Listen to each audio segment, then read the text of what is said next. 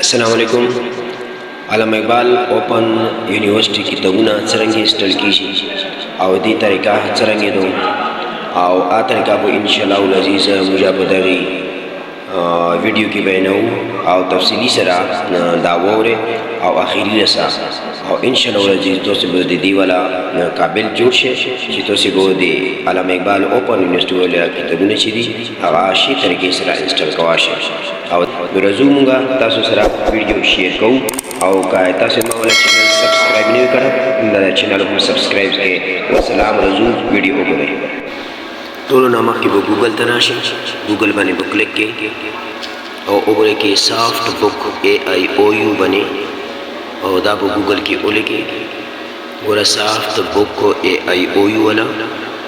او دی باندې به کلیک کړئ او را بشي بک سافت او ایجوکیشنل فار آل دی باندې به کلیک کړئ او مونږ ته یو ډایلاګ باکس کولاو شي چې د ډایلاګ پروګرام دا او پروګرام باندې به مونږ کلیک کوو. ګوره دا پروګرام دا، دی پروګرام باندې مونږ کلیک کړل او مونږ ته به مختلف پروګرامونه راشي او تاسو BS دا یا BS اسلامیک سټډي دا یا بیچلر 108 ډیګري دو او یا CT یا BEd کوم هم پروګرام دی تاسو دا هغه پروګرام باندې به کلیک کړئ. مونږ رزو او بیچلر 108 ډیګري او په دې باندې مونږه کلیک کوو. دې باندې مونږ کلیک کړل او بیا به سبمیټ ته راشو او دې سبمیټ باندې مونږه کلیک کوو، سبمیټ کلیکو نو مونږه ته د اسوسییټ ډیګري والا یعنی بیچلر والا مختلف کوډونه کولاو شو او دې کې مونږ خپل کوډ چې دی دا 9401 دی نو 9401 باندې مونږه کلیک کوو. ګوره دا لاندې 9401 اسلامیک سټډي دا او دا او تاسو لیدل ګوره او زمونږ کوم کوډ چې دا 9401 اسلامیات او دا مونږ کلیک کړلو او دا مونږ سره آلریډي دلته کې مخته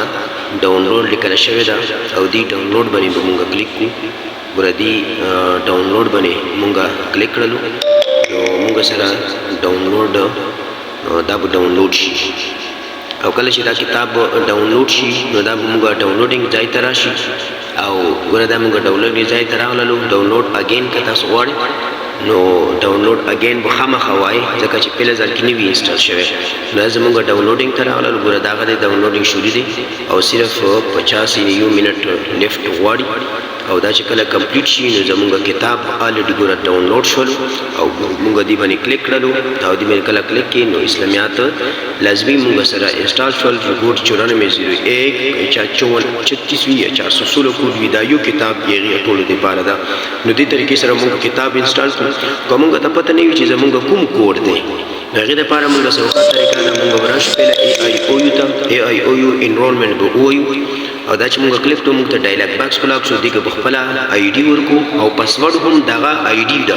نو پاسورډ به موږ ID خپل ID چې کومه لکه ورکو پاسورډ او ID کچا بدل کړي پاسورډ کچا بدل کړي نه وي نو دا خپل ID دی ولا پاسورډ هم دا لاګو شو سبمیټ تا او سبمیټ باندې کلیک کو او موږ ته خپل ID څومره پروفایل چې دا کولاو شو او میلینګ بوک ټریسینګ دی باندې کلیک کو او دا چې کله موږ کلیک کوو زموږ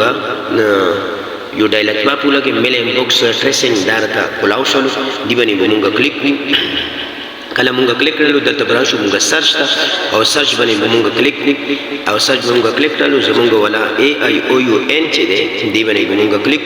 او مونږ ته ګور خپل کتابونه کولاو شو 416 417 427 14